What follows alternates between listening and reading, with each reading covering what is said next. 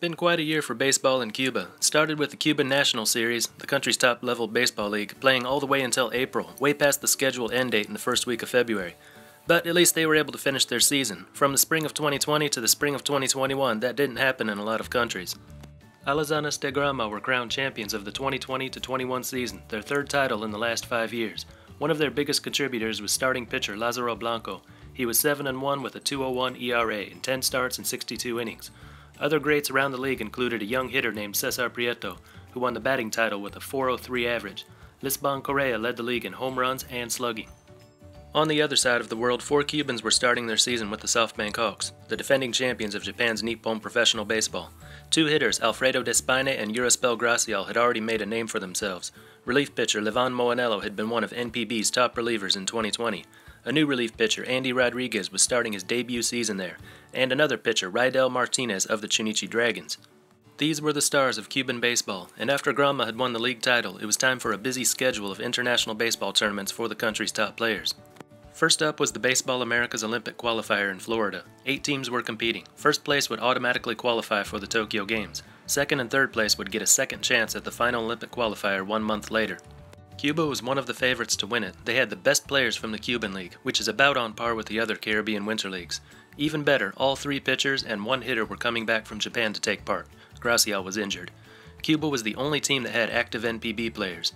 This was a big chance for Cuba to re-establish themselves as a world baseball power. They had once dominated international baseball tournaments, but had been falling back in recent years. But things didn't go as planned. Just hours after the team had arrived at their hotel in Florida, Prieto hopped in a taxi and left the team, never to return again. In the opening round, they lost to Venezuela and Canada, failing to reach the Super Round, and putting an end to their Olympic hopes. Not sure what effect Prieto's defection had on the team. Of course they were missing an important hitter from their lineup, but the team as a whole underperformed. A disappointing tournament for a team with high expectations. That would have been bad enough, but once the tournament was over, there were 3 more defections. Lázaro Blanco, Andy Rodriguez, and a member of the coaching staff. This was an embarrassment for Cuban baseball. Not only had they failed as a team, but they had now lost 3 of their best players. Though it depends on how you look at it. Prieto's defection had to be expected. He batted over 400 in Cuba. At that point, he had nothing left to prove as a hitter. He had already represented Cuba as a member of the national team, and now he could represent his country as a born and raised Cuban, playing at the highest level of professional baseball. Most people in his home country would see it that way, though they would have preferred that he'd saved his defection for after the tournament. Like Andy Rodriguez did, a 22-year-old pitcher who was already succeeding in Japan, the next logical step was to bring his talents to the major league level. Blanco was 35, so if he had any chance at playing in MLB, it wasn't going to last long. But judging by his comments after his defection, he seemed more interested in just starting a new life in a new country. Nevertheless, Cuban baseball was ready to march on. Defections were nothing new. They'd lost some of their best talent in the past, but always had a fresh stock of young athletes ready to rise up and take their place. And no better place to showcase their rising young talent than the Under-23 Baseball World Cup, taking place in Mexico in September, just 3 months after the Olympic qualifier, with 12 countries taking part. The tournament, which just ended last week, was a success for the Cuban national team. They didn't medal but came as close as they could, finishing 4th behind Venezuela, Mexico, and Colombia, beating the Dominican Republic, Panama, and Chinese Taipei along the way. This was a team made up of young players that were supposed to fill the shoes of guys like Prieto and Blanco. But once the tournament was all done with, it was revealed that 9 of the 24 players on their roster, more than 1 in 3, had defected. Later, the number was raised to 11 or 12, depending on the source, so as many as half of their 24 best under-23 players, a huge blow to the future of Cuban baseball, which these players were supposed to represent. You might argue that other Caribbean countries like Dominican Republic, Puerto Rico, and Venezuela send their young athletes off to the major league system as teenagers, and those countries do alright. That's true, but they will often see those players return. We've seen Fernando Tatis Jr. playing the Dominican Winter League postseason. Yadier Molina was playing for the Puerto Rican team in last year's Caribbean Series. Countless others were playing for the winter in those countries after their summers in the minors had ended. But as for Cuba, once they lose a player, he's gone forever, and someone in the country has to rise up and equal that defector's talent, or the league's talent level drops.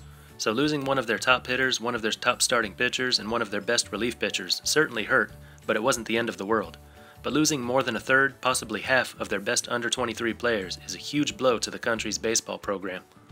So what happens now? After every major defection, there are always people in the baseball community that wonder if the Cuban government will do something drastic, like stop allowing their players to compete in international tournaments. that is very unlikely. The whole point of having a national team is to compete abroad against other countries. Yes, they have the Winter League, which people in the country do get excited about, but the achievements of the Cuban national team are a much bigger source of national pride.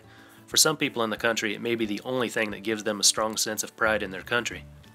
They might take a more militaristic approach to their travel routines to keep a closer eye on the players, but it's impossible to keep watch on a couple dozen grown men over several days 100% of the time, and defections over the years have included several members of the team's management too. It's very likely that some of these players' defections have come with the manager's blessing, though it's impossible to say who knows what whenever this happens. No, they'll probably continue on like they've always done before. Defections are a risk they're willing to take to have their best players, together as a team, going off the island to prove themselves against the top baseball countries of the world. But the question is, with all these players leaving, can they continue to be one of the world's best baseball countries? No matter what your politics are, no one wants to see Cuban baseball fade into irrelevancy. This was the one baseball-loving country during the Cold War. No one has ever looked at the ball players from there as enemies. Whenever they play in international tournaments, they're viewed with curiosity. High-level ball players that have never seen the Major League system. There's even more interest when one of them defects, and we all wonder how they'll do in the big leagues. I certainly believe they can overcome this defection. It won't be easy, but there's plenty of talent on the island to keep the machine running. But they'll be in trouble if this becomes a trend.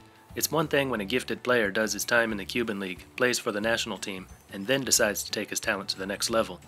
In this way, Cuba would like to more closely resemble Japan or Korea, rather than Dominican Republic or Venezuela. Think about Shohei Ohtani or Hyun-Jin Ryu. They became the best in their country's domestic leagues, helping to strengthen the talent in their countries, and they competed for the national teams, winning a few tournaments. Then they went to MLB, possibly to never return, but became representatives of their nation's proud baseball tradition.